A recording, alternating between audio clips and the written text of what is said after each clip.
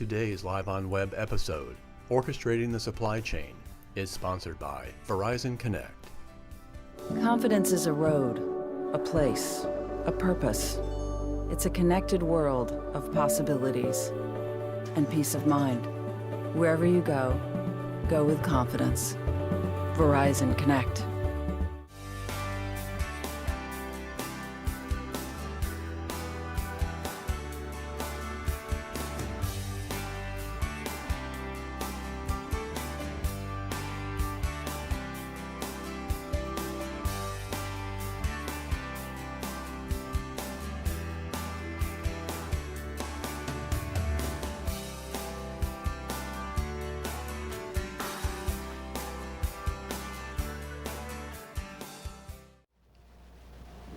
Hello and welcome to Orchestrating the Supply Chain, the August edition of Transport Topics Live on Web. I'm Dan Ronan, the Associate News Editor for Print and Multimedia here at Transport Topics.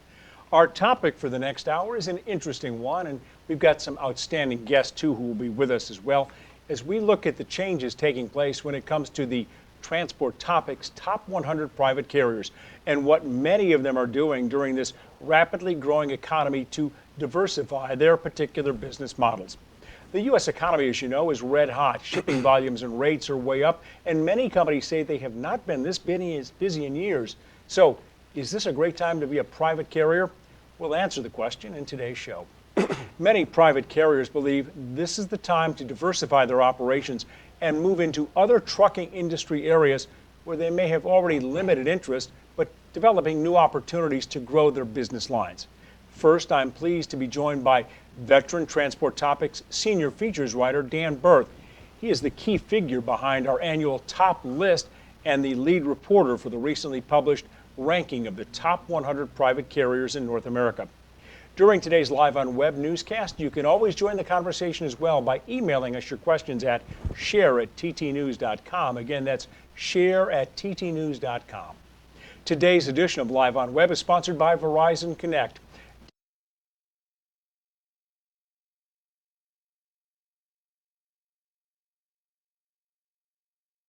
What is the biggest change you've seen over the last 16 years, if you will, with regards to the private carrier side of the industry? Sure, Dan, thank you very much. I think it's always fun to kind of look back at the beginning. So this 2020. This was the first year we published the Private 100, 2002. And the biggest carrier on the list at that time, this will come as no surprise to anyone, is Walmart, right? But at the time, Walmart owned a company called McLane, which was later spun off to Berkshire Hathaway. And now both companies appear on the top 100. Walmart ranking number 3 this year, and McLane is number 8. So two very large companies still playing a major role in the private fleet market. Dan, I would say, you know, the biggest change over the years isn't so much in the composition of the list, but the size of these fleets, and also the increase in the capabilities and the sophistication, I would say, of these operations over time. So one way to look at the increase in size over time is looking at the top 100 list of the threshold for being on the top 100. Back in 2002, the lowest ranked fleet had just under 200 tractors. The lowest ranking fleet this year has more than 430 tractors. So there's been an increase in the size of these fleets over time. And much of that is due to consolidation and acquisitions that companies have made over time. And might be interesting to some people to just to highlight a few of the companies that are making the biggest moves over time on the list, and one of which is Quikrete. This is a company that distributes concrete products, and they've moved up the list from this I think just in the past year, they've gone from like 59 to in the 30s. So 20 plus jump. Yeah, 20 plus jump. Primarily through acquisitions. Southern Glacier Wine and Spirits is another interesting example of a company that has grown through acquisition in the alcohol beverage industry. Maxim Crane Works is a company that supplies cranes for construction projects, and it's also established itself as a leader in that business. ABC Supply is a company that supplies construction and building materials, and they've been acquiring really throughout their history, and they continue to do so. An interesting side note about ABC Supply is this is a company owned by the Hendricks family in Wisconsin. At the time, years ago, they had a for-hire trucking company on the side. That's right, you had mentioned they did indeed. And weren't having much success with it, but they decided to spin it off to a group of executives who have taken it and made it into a dedicated fleet where they actually take over operations of private fleets for other companies, right? So it's 100% dedicated today. It's called Blackhawk Transport. And we could talk a little bit more about dedicated if you like, because it's an important aspect of most private fleet operations. In other words, they have their own fleet of trucks, but they also procure capacity from the for-hire market, and they operate dedicated trucks as well. As well. So it's really a blending of all three of these forms of capacity that we see in private fleets today. So we're seeing a great deal of growth in terms of just the overall size of the fleets, and we're also seeing a great deal of number of acquisitions where one company acquires another to double their size or increase their size 20 or 30%. And the other thing is, and we're going to talk a great deal about this, we're also starting to see companies that are in this particular sector diversifying their particular business lines. Correct.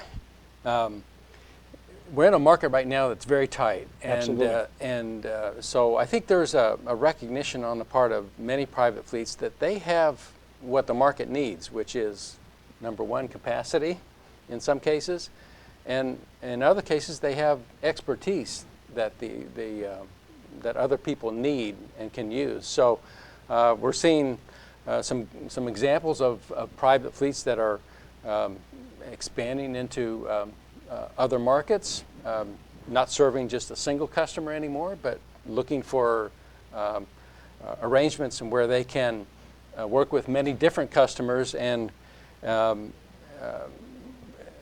combine those operations in a way that's not only profitable, but something that reduces costs for their owner. And also in some cases, as we've discussed, keeping their equipment operating for longer periods of time during the day, and not just using their own drivers, but using them during off-peak hours and the like to, again, get more access and get more use out of their equipment.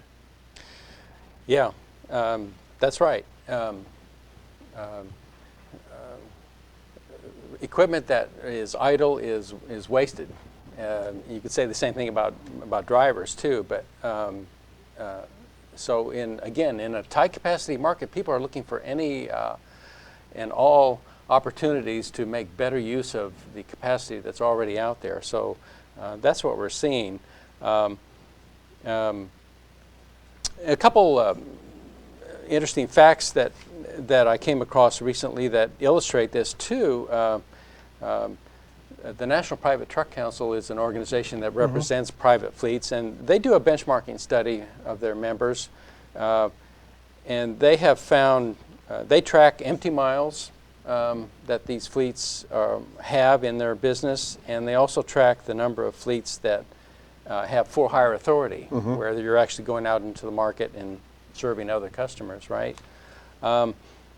Both of those metrics are going up at the moment, and I think this is a reflection of the market conditions we're in. People are looking for capacity, and private fleets have it. and they're taking advantage of the situation. So, and so many of these are operators that would be in some cases would be operating during traditional business hours, but are now adding maybe hours of operation or leasing some of their equipment out at different times of the day when it might be sitting, as you said, empty trucks, empty trailers aren't making any money, aren't generating revenue. mm-hmm. Yeah. Throughout trucking, we see an emphasis on visibility. You know, knowing where your trucks and drivers are at all times, knowing where the freight is and where it needs to go. Mm-hmm. There's the means now through technology to understand more about this data and to act on that information. So we have an interview that I think we'll play right now from Chris Saltemeyer, who is a guy who headed the private fleet at Walmart and was head of logistics for the company. So he has a good perspective on just what's possible in terms of managing a supply chain and what it takes to be successful. So why don't we go to that By all means, right let's see now. what Chris has to say. In the story that we have in the paper this week, we talk a lot about shipment visibility being the key to helping make supply chains more efficient. Could you give us specifically some things that you think shippers and carriers can do to make this a reality? Yeah, Dan, I think when I think about the importance of shipping visibility so that folks can really take control of their supply chain. And when I talk about take control, I'm talking about taking control, therefore, to create better efficiencies within the supply chain. Right. And the opportunity to potentially reduce inventory and things like that. Right. So when I think about that, probably the most important thing I can think of is the importance of good, clean data, good, clean information, and the ability to communicate that information and how important that is, therefore, then to make decisions. There's lots of data out there, but collecting all of that information, encapsulating that so that decisions can be made from that information are critical. So if I can, I'll give you an example. Mm-hmm. So a lot of companies right now are putting different type of sensors on products so that they can communicate the status of the product, the temperature of the product, things like that. But we don't want a world where every one of those products is communicating. What we need, especially for something that might be en route on a truck, we need the ability to collect all of that data and transmit that data. And I go back to my world in the Walmart supply chain. I want that truck to be the platform of communicating the information of all of the product that truck might be hauling. Mm-hmm. And that's what I sought when I was part of Walmart. And that's what I've really looked for, is what are those platforms out there that can then communicate and pull all of that information together. And that's where I'm a believer in a company like Platform Science that's doing that type of work. Mm-hmm. All right. And since we're in a capacity-constrained environment today, I'm wondering if you could tell us a little more about what companies can do to ensure that their goods get shipped. Are we going to see companies expand their private fleets, for example? Is that one option? Or are there things that they can do to become more attractive to carriers, becoming a quote-unquote shipper of choice? Yeah, Dan, I really see it as a company like Walmart or other companies need to do all of those things. Mm. So, for example, you need to be a shipper of choice. Whether you have a private fleet or not, you've got to create an environment where the carrier gets paid timely. Your facilities are facilities that are efficient from an in and out standpoint with docks and everything else. I mean, people can argue right now, I'm not sure if we have a carrier constrained market or a constrained market from the standpoint of carrier supply, or if we just have an incredibly inefficient market that we've got to figure out how to cause it to be more efficient. I saw some information the other day that the average driver drives less than 7.5 hours a day. So if you've got 11 hours a driver can drive, but they're only driving 7.5, that just speaks to the inefficiencies that are in the market today between carriers and shippers. So if we can unlock a lot of that inefficiency, drive efficiency through the equation, there's a lot of capacity out there that's untouched.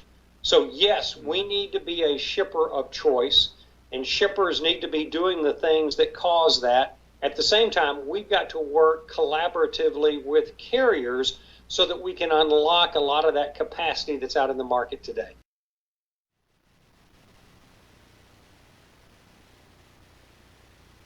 We're back. You can see the entire interview with Chris online after this program airs. One of the things you'll hear from Chris that I think is interesting is his insight into the impact that e-commerce is going to have on retail distribution. So thank you, Chris, for that. And as a reminder, you're watching Live on Web's look at orchestrating the supply chain. As we continue, we always invite you to participate in the show. You can email your questions or comments to share@ttnews.com. We'll do our best to address them during the program. Dan? All right, thank you. We're pleased to welcome Ron Drogan to the set. He is president of Red Classic Transportation. Red Classic Services. Red Classic Services, which is a very interesting company because it has its roots in private carriage. It's owned by a Coke distributor in Charlotte, North Carolina. Yes, sir. Am I right? And but it has grown on its own and is now a full-fledged for-hire carrier. Ron, welcome to the program. Thank you for joining us. I want to ask you first to pick up on something we heard Chris talk about a little bit, and that is what can be done to become a shipper of choice. We're in a very tight capacity market, and we know that carriers are much more selective about who they're serving. So you've had a hand in both the shipper side and the carrier side. What can be done to improve that connection? Well, Dan, first let me say thank you for the invitation to be here today. I'm excited to have the opportunity to have a chat with you and Dan. This is a great opportunity, and I'm honored and humbled. You know, it's interesting, in 2006, when I was working with Maersk Line, managing their transportation company, I had a pretty large shipper step into my office, and he came and said, "How do I make my business more attractive for your drivers?" And he picked up on a while back that he saw this coming. And he knew that driver attraction was dependent on the quality of life they had and the interface experience with the shipper. The most significant investment you have is the individual truck driver themselves, and then you have the capital investment in the equipment. So the best utilization of that equipment is to turn it. So dock times, how quick you can get in and off a shipper's dock. And then there's the equipment utilization of the trailer, how quick you can get a trailer unloaded, loaded, and keep that equipment moving. A tractor was built to drive. A trailer was built to have cargo in it and move down the street, and a driver was trained to drive the truck. They weren't really trained to sit at a shipper's dock. And then the other side of it is, which I find a lot of shippers investing in right now, is the convenience of what they have for the drivers when they are at the dock. Common decency is the first. I mean, these drivers work incredibly hard every day, and their interactions with the dock workers, with the people who interact from a shipper's perspective at our customer's dock is real important. You want to, like any other employee in the organization, you want to feel valued. So that interaction in there as far as common decency is really, really important, which is great for our partners, our customer partners. They invested, their cultures move in that direction where our drivers are treated really, really well. Plus, restroom, convenience areas, a place for them to rest. Fatigue's a big issue. In the aviation industry, Yeah. the small general aviation airports or airports that are non-handling commercial sites have places for pilots who fly charters to rest, a nap room, vending machines, maybe there's a restaurant close by. Are you seeing an improvement in the facilities in the trucking industry, not so much at the truck stops, but at the warehouses, at the loading docks? Are you seeing those increases? Absolutely, absolutely. Shippers are pretty obviously more experienced right now in the capacity constraints, and they're trying to make it more attractive for the drivers and their driver experience. they also know that the more attractive they can make their facilities, the higher probability we have to actually recruit drivers to that business to have that experience. Sometimes drivers follow shippers. So if they find that we're doing business with a specific shipper who they've had quality of life experiences in a positive manner, they'll come work for us knowing that we partner. Or a negative experience. Or a negative experience where they don't want to participate in that. But we do see snack shops, lounge areas, something. It's like when you drive long periods of time in your car, you want to get out of it and walk around and have an area by which you have a place to stop and just rest for a moment. And that's important for the driver because the longer he sits in his tractor, the more fatigued he gets, and that becomes a safety issue as well. So we focus a lot, my parent company as well, Coca-Cola Consolidated Bottling Company, in the quality of life of all employees. So turning the equipment, getting the best return on the capital investment, and the quality interaction with the driver themselves. We can only hope that this will last, these improvements, because the market will fluctuate, as you know, and these tight market conditions won't last forever. So, but obviously that's something that we need to keep focus on, obviously. Yeah, the market is good right now. Yeah. It's tight, it's complex. You've had somewhat of it was a long time coming, but it's a matter of math. You have more drivers who are retiring now than actually entering into the business. So we probably have a sustained period of time where their capacity is going to be constrained for some years now. And we need to adjust the industry to match that. We need to make it more, you do not want to be in an industry where you can't find the resources to manage it. And drivers are a significant resource to manage that network. So you have to make it attractive as an industry. With studies such as the one by ATA showing a driver shortage of 50, 60,000 drivers and the average age of drivers over the age of 50, where can the industry then do better in terms of manage that resource? You can manage how much your fleet is on the road in terms of how the equipment, because it's an inanimate object, but human beings aren't. So how do you do a better job of managing that? You have to make it more attractive for the individual driver. You have to make it exciting. There was a time when I had grown up in the industry where an individual driver just loved throwing their bag in the truck and driving across the country and seeing that. People are more focused on quality of life now in their homes, seeing their families, spending time with their children. So creating networks by which drivers have the opportunity to be home. At some point, if you're over-the-road driver, not spending 4 or 5 weeks out on the road, where maybe you could be home on the first week weekend or second week weekend. And then what we do in our day cab operation, we created a hub system to extend that tractor so it could go longer distances by dropping in a hub, returning, and having that driver spend time with his family at night and having time spent with their children. So I think it's really, from a technology perspective, and we'll talk a little bit about that from safety, attracting the younger group to understand that this is an attractive business. And I actually think the ATA does a very good job with this, getting more awareness of an exciting opportunity, plus compensation adjustments will attract people to the industry as well. So. Ron, could you spend a few minutes telling us a little of the history of your company, Red Classic? Sure. How did it begin, and how did it take us through this transition from private to for hire? Sure. And what it has produced for you. So like you said, we started as a private fleet for Coca-Cola Consolidated Bottling, which is a very entrepreneurial company. It's right now, I believe it's the largest bottler in the United States. And they have other type of business entities as well. But really it was about tractor utilization and capital investment.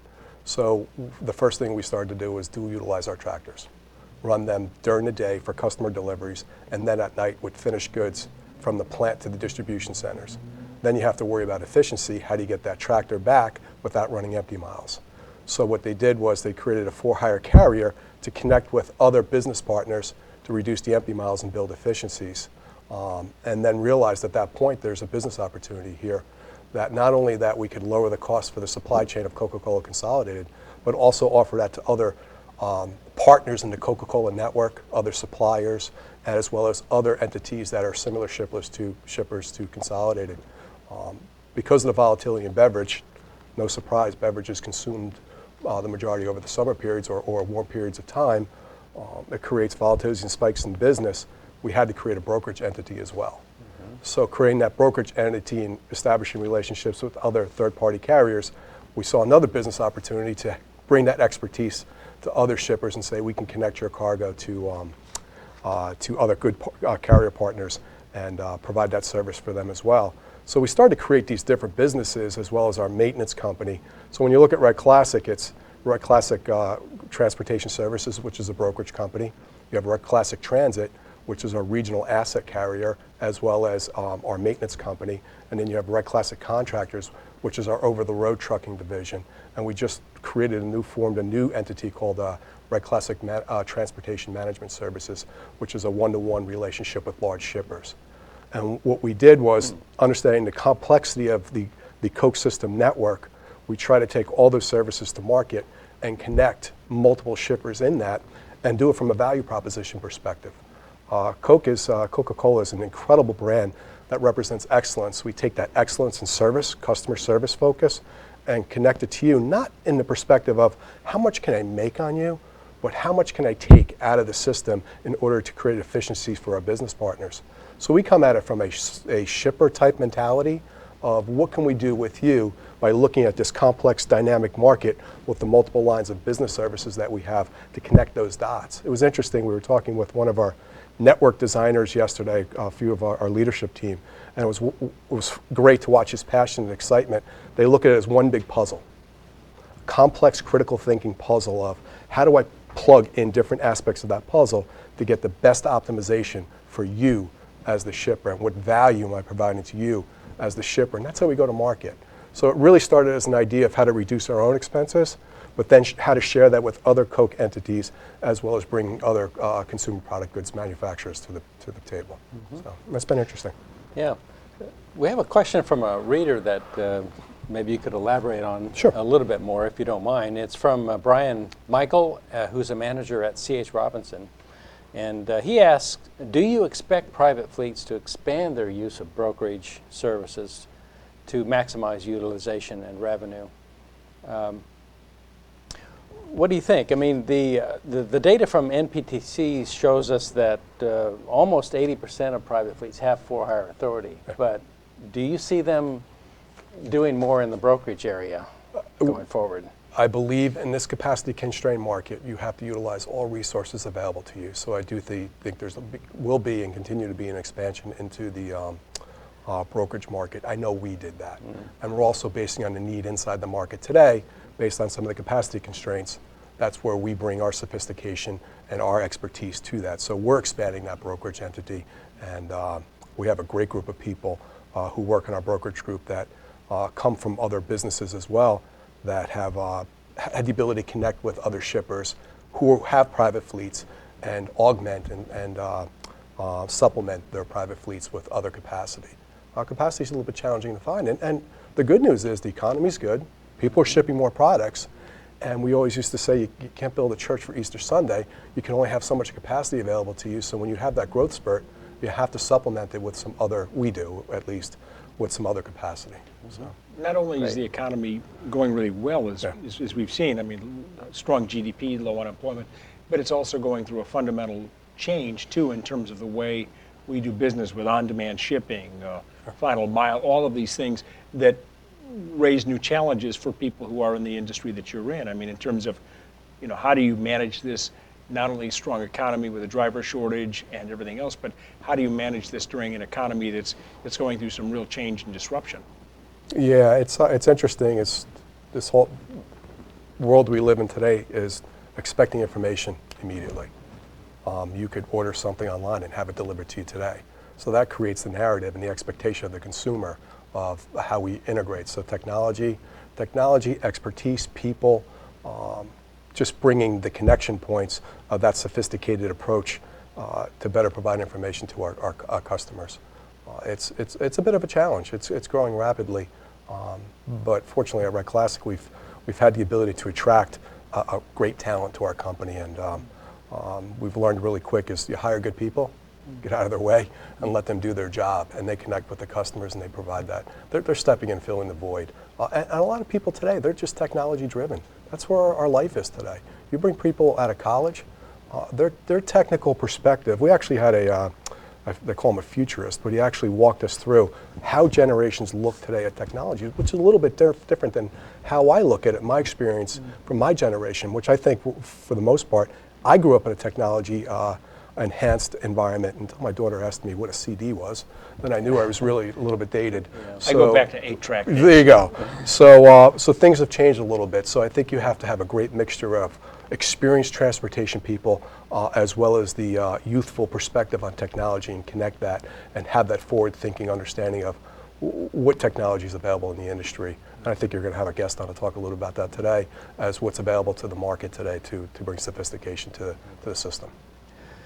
Ron, I want to ask you a question about safety too, Sure. because when we surveyed the private fleets for this story and we asked them what the most important technology is for them going forward, the overwhelming majority of responses we got all had to do with safety. And I know at your company, you devote a lot of resources to safety. So talk to us a little bit about what that means in terms of what you're acquiring and how you're managing your drivers and so forth. Sure. Well, I'll start off with this, and safety is a value for us. I know a lot of people talk about that, but we execute it every day with the great men and women who operate in the Red Classic organization. So it starts with who you hire into the company, what your value is, and Co-Consolidated, our parent company, has true value and commitment to our people.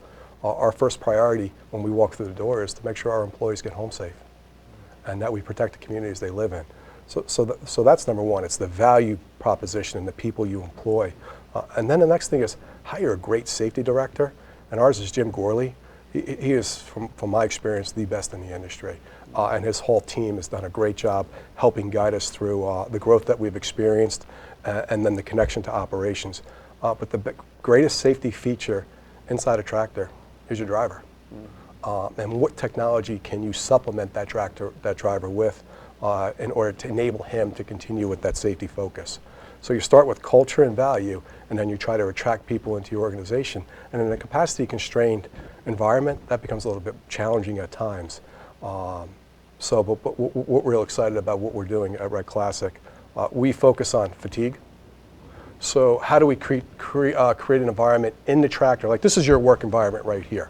A tractor is the work environment for a driver. What can we enhance that tractor with in order to reduce the fatigue of a driver? Because we want that person to get home. And I just want to back up a second. You also have to personalize safety, and if you don't mind, I'll take a moment to talk about that. I have two daughters I mentioned, Deanna and Alyssa. Alyssa started school today, and she's been driving for 2 years. She's on the road in Charlotte, North Carolina, probably as we speak. And then my second daughter is on her way back to Liberty University, Deanna. She's starting her senior year, and she's driving up 85 and across 29. And I could tell you she will cohabitate with a number of the trucks that we have on the road today. So I have my responsibility, my primary responsibility is to create a protective environment for them. I bring that into the work environment. If you take it personal like that, it becomes much more important. And we try to align ourselves with employees that personalize it as well. We want them to get home to their families just as much as I want my daughters to be protected on the road. So it starts again with the driver. And again, our safety director is a great ambassador for that.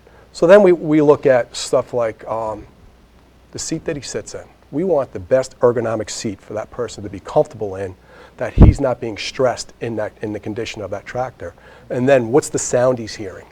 So we make sure that we have an upgraded installation in the tractor to make sure that he's not being disturbed, distracted, or have that constant pressure on himself. And then air ride, suspension, up and down, up and down, up and down.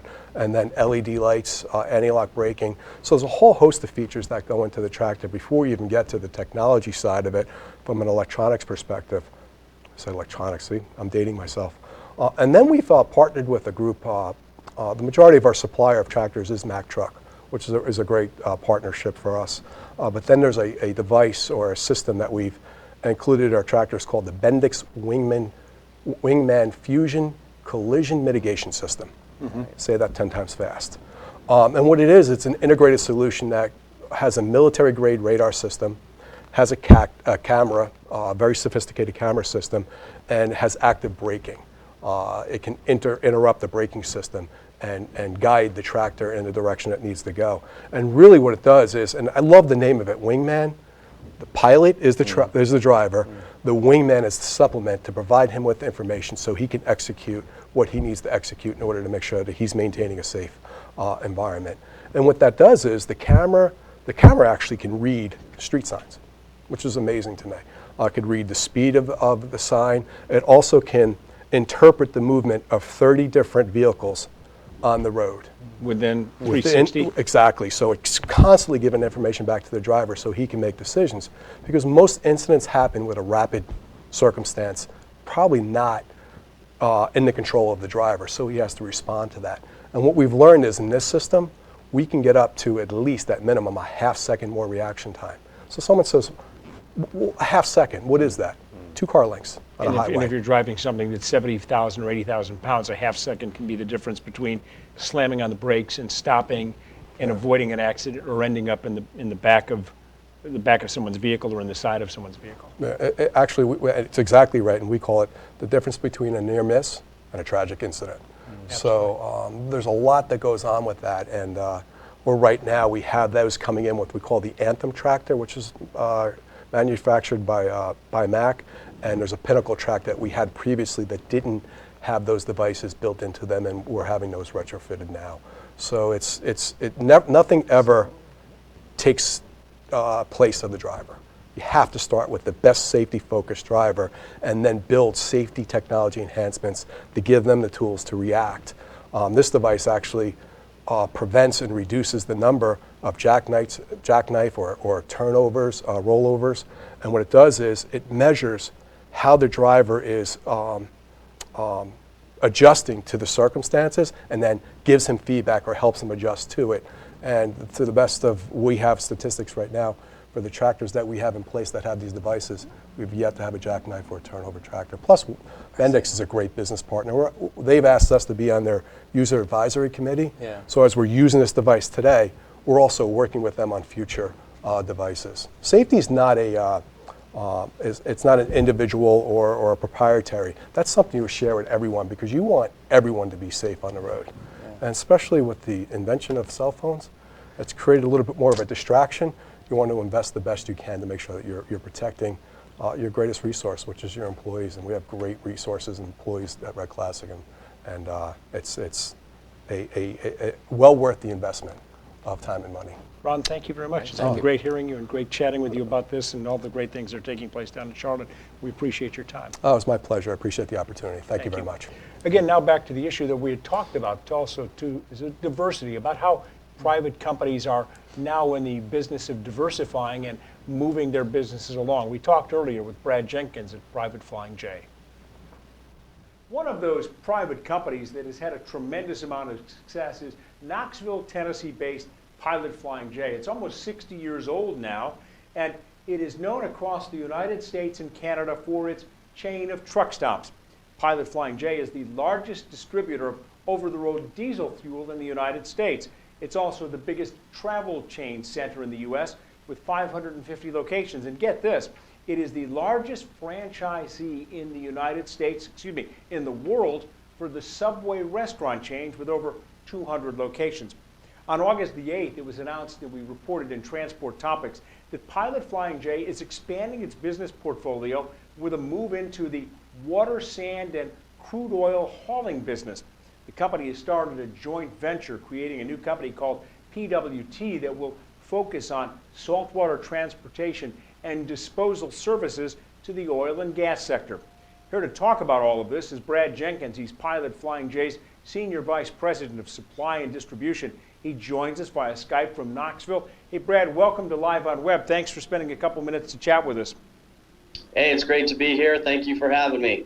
So tell us, why, with a company that's been very successful, a privately held company, very successful, why has the company decided to diversify into this particular area? What's the strategy behind it? Well, what Pilot Flying J is trying to do through PWT transaction and the Bridger transaction are to leverage core competencies that exist within Pilot Flying J. And the requirements to haul diesel fuel, gasoline, biodiesel fuel, ethanol, etc., are very similar to those required for hauling crude and water. So we're very familiar with handling hazardous materials. We have the infrastructure in place for hiring drivers, safety, dispatch systems, and we're really trying to leverage our capabilities to be able to serve the oil and gas sector. But this is an area that, as we were talking about before when we did the interview for Transport Topics, your company moves millions of gallons of diesel fuel every year for the trucking industry.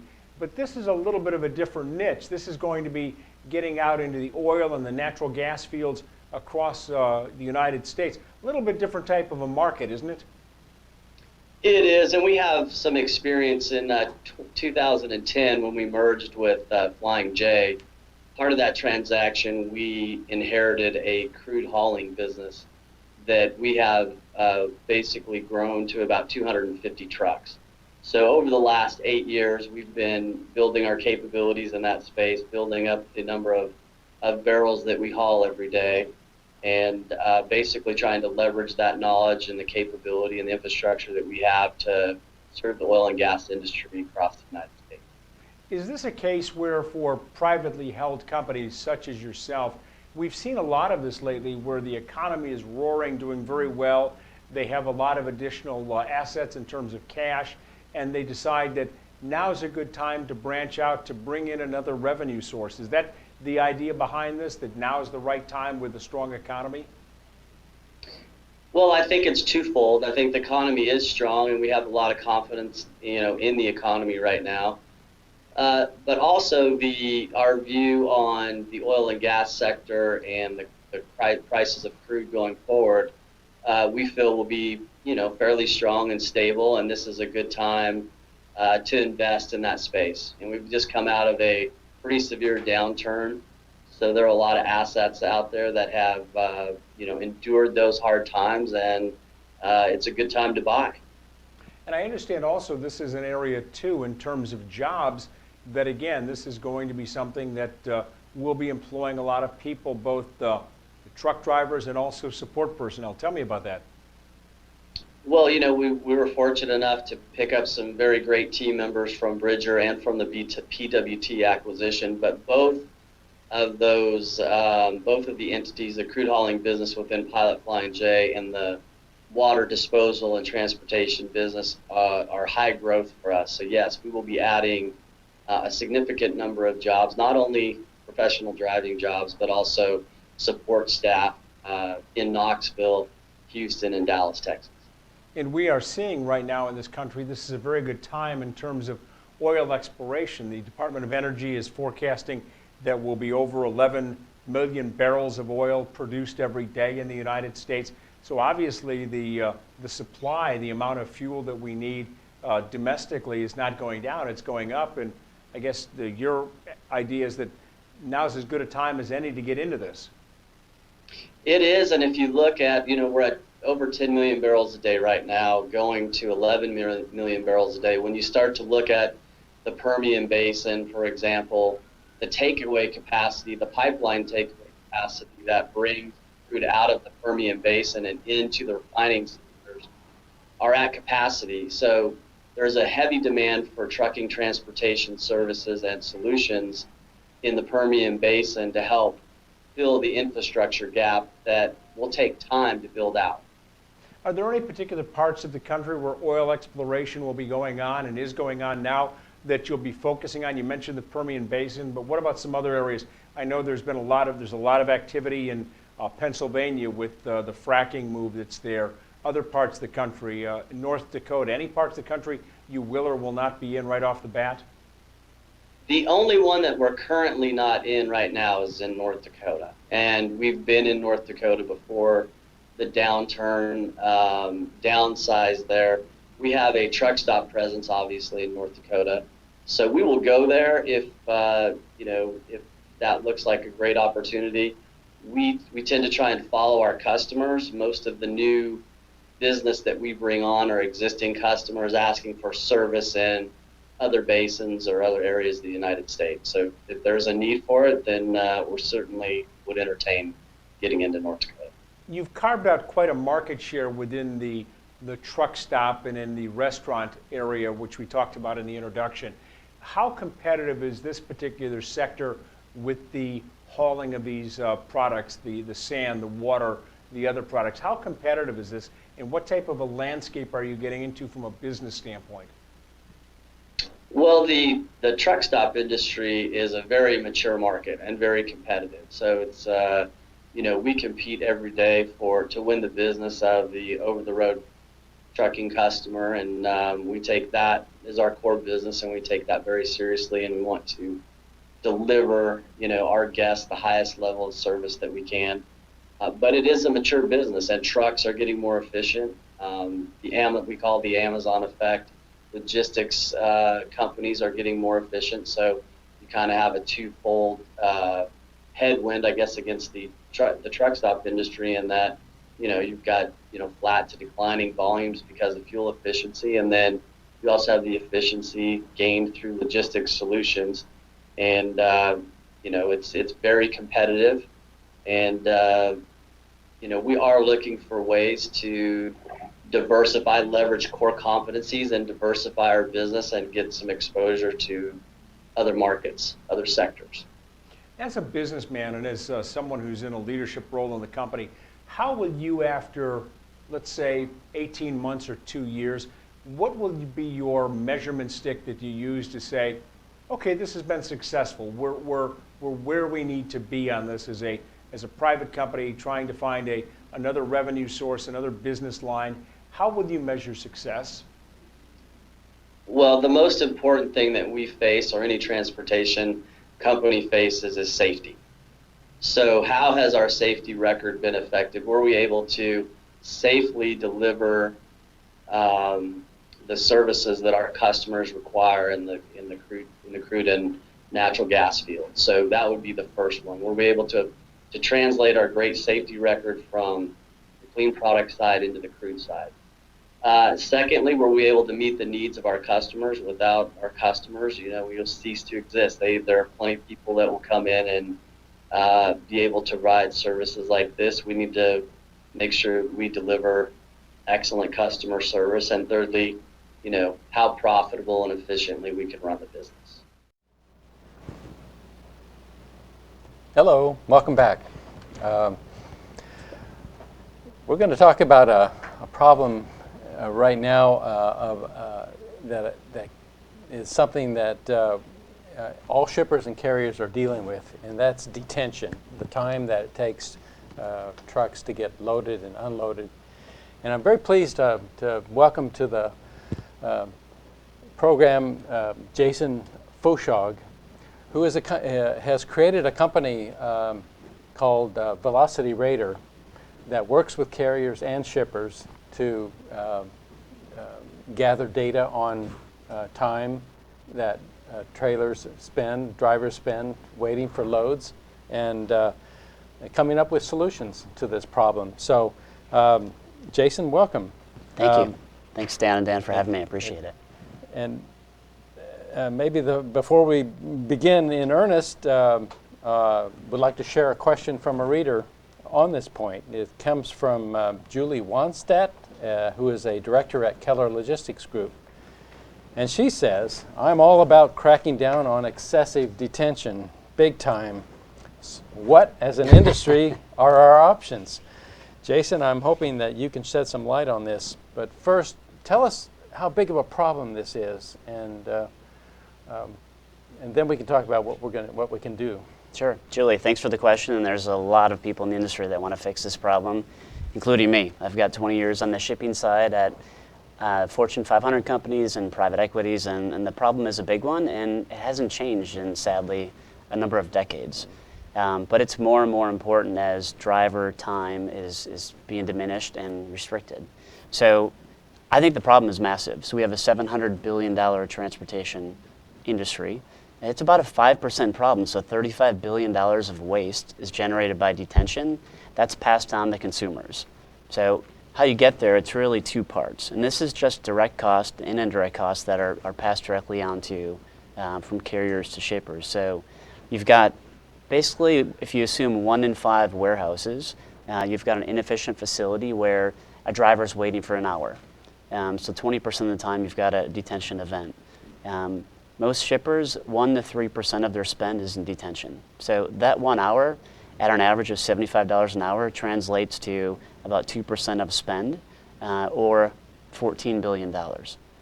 On top of that, because detention is such a painful process, and we all know that, carriers don't want to charge it. It's tough to collect the information, all the documents, invoice, and then the approval process for shippers is really difficult. And then actual payment, it could take months to get money. Carriers know the inefficient facilities. They charge a rate premium of, it used to be 10 to 25% just to go to that facility. Now with the tight capacity we're seeing, it's upwards of 50 to 200%, and some of those loads don't move for a number of days. So it's a $35 billion problem.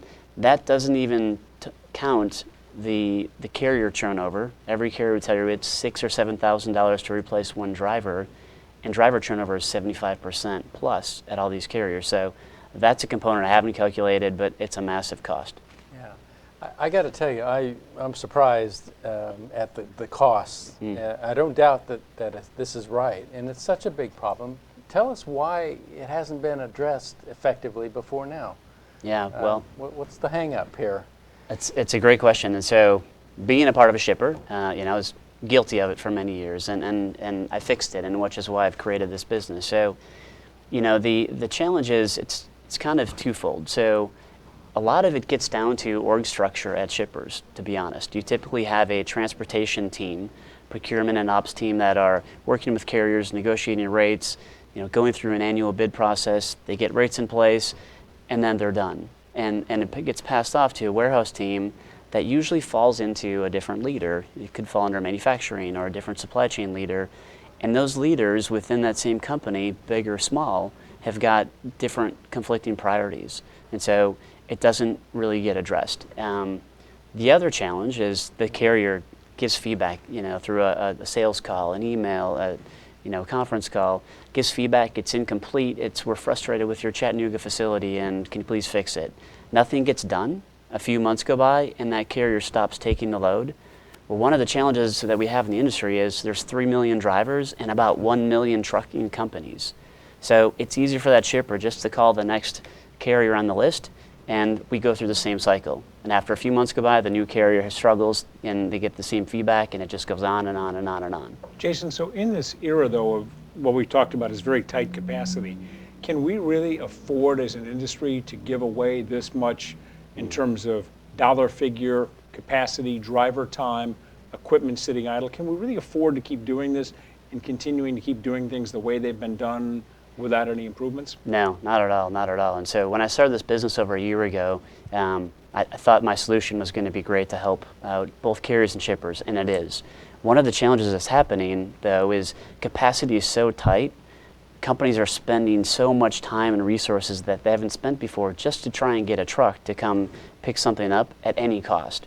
And so when things start to normalize, there will be attention focused back on dock time. So Ron Drogan, who's a personal friend and a great leader at Red Classic, the first thing he mentioned was dock times are the most important thing to attract capacity. So if you're a shipper, I know a lot of shippers that have dock times and under an hour, they're not having problems getting capacity. And so shippers need to invest in people and time to fix those issues, and they will get the capacity before other shippers that don't spend the time in it. So how's Velocity Raider doing this? How are you doing this? It's great. It's a great question. Yes.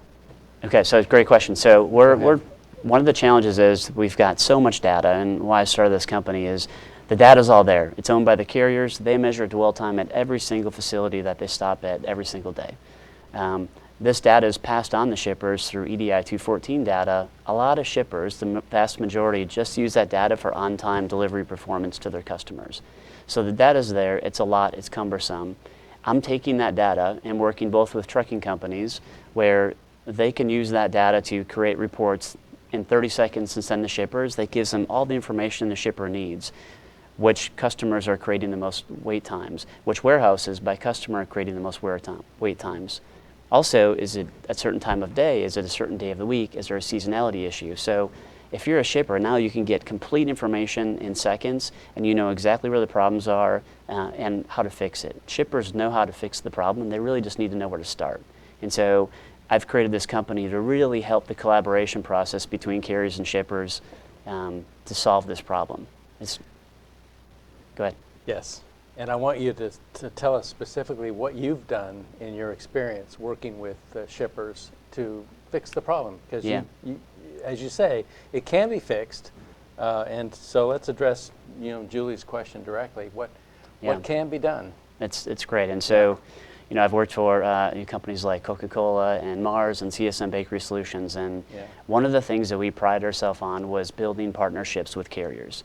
A lot of shippers will do an annual bid, and there's a tremendous cost to switching your carriers out every single year. And so what we focus on was how do we build a long-term relationship with a carrier where that carrier would have that lane for years to come, which frees up a lot of time for me and my team to focus on fixing other problems like customer service problems, detention problems, lead time issues. So we've spent a lot of time focusing on those problems where carriers, they get used to the origin, they get used to the customer, and they give you feedback of where there's problems and where we should focus. And so that's where we've had a lot of success. We've actually, in the warehouse, there's things specifically we've done. It's really about knowing where the problem is. So now we know, we brought up Chattanooga. There's a problem at this warehouse. Things we've done in the past, the warehouse manager, pre-shift meetings about talking about detention the previous day, the previous shift, what's coming up in this shift. We have created bonus programs for everyone in the warehouse on pick accuracy and getting trucks in and out and not paying detention penalties. We've pre-staged loads at night, which has been helpful to get things ready. And I think the most impactful thing that we've done is we've actually put clocks up at every dock door inside the warehouses. You can buy a big clock for $100. You put it up, as soon as that truck backs in, and Ron mentioned that, the clock starts ticking. And you've got 2 hours max to get that out, hopefully less. But at 1 hour, the supervisor sees what's going on, and they come in and talk to the forklift driver to figure out, are they going to finish on time? And if not, they get help. We did that in my previous company. We took 90% of detention out in less than 30 days, just with those basic focus efforts. Something interesting you mentioned to me in our interview earlier was that you didn't think that appointment times were something that would be helpful in terms of expediting trucks in and out. Explain why that's not necessarily the solution here. Yeah, appointment times are such a mess in the industry, and everyone knows that. They're just getting one and getting the right one. So let's say you're a truck driver and you've got an appointment for 10 o'clock this morning, and you make good time, you left on time previously, now you get here at 5 in the morning, and that warehouse is open, you're waiting 5 hours. You're wasting 5 hours of your day for that appointment time. So warehouses, to be fair, need to know when you're coming in, so they really need to know, hey, Dan Trucking is coming in today, but more of blocks of time is what works, and a lot of carriers will tell you. Dan's going to be here between 8 and 12. That's the appointment time. And once you get there, it's first come, first serve. Dan's going to be here between 12 and 4, et cetera. So you set up times more in blocks of time is much more efficient for the carriers, because what happens if you miss an appointment, many facilities, put that carrier in the back of the line, and it may not be their fault of why they're late. Many times it isn't. So yeah, we need to get away from appointment times, and we're going to be publishing a white paper with actual stats that say what not shippers, but warehouses, what works, appointment times, windows, et cetera. And so we have a lot of data on that, and we'll publish that soon. Without naming names, where is the problem the worst in the industry? I mean, can you say that there are certain types of facilities where excessive detention is the biggest problem? Are there certain areas of the country that are worse than others? Do we know yet? It's interesting. So working for large shippers, I knew some of our customers that we struggled with, and some of our own facilities we struggled with. And so I had my hunches of which would be the usual suspects, so to speak. But what surprised me is it's all over the place. And so when I started this business, my assumption was 1 in 5 facilities, from my own experience, had dwell time or excessive dwell time, say an hour of detention, a 3-hour wait time versus 2. I'd love to leave the audience with 2 stats that I've learned in the last year, 55 and 20. So 55% of trucks get in and out in under 2 hours across the U.S. 20% of trucks have more than 5 hours of wait time. So it's at small shippers, it's at small customers, that's at big and small shippers and customers. So it's a big problem, it's widespread. it's not necessarily industry or commodity specific like I thought it would be. Jason, in the remaining moments we have, where can we find out more information about your company, and where can our viewers find out more information about the company? Yeah, absolutely. You can look us up, velocityradar.com, or email me directly at jason.foshog@velocityradar.com. Jason, thanks for joining us. It's been an interesting conversation, and we hope that the next time we have you on as a guest that those numbers will be down and they'll be getting better. Thank you very much. Thanks so much. We appreciate that. And that concludes this edition of Live on Web presented by Transport Topics. We'd like to thank our senior features writer, Dan Berth, who is really the heart and soul of the regular rankings of carriers, and in particular this edition that focused on private carriers. We were also joined by Chris Sultemeyer, an trucking industry consultant and the former executive vice president of logistics at Walmart. Ron Drogan, the president of Red Classic Services, joined us here on set, and we appreciate him. And Jason Foshtag, the president and CEO of Velocity Radar, also joined us on set as well, and we appreciate him taking time out of his busy day to join us as well. On Skype, Brad Jenkins with Pilot Flying J came here, and we had a chance to talk with him as well. And again, we thank our sponsor, Verizon Connect, for today's Live on Web. I'm Dan Ronan. We will see you again next time, Live on Web, here at TransportTopics.com. Thank you, everyone.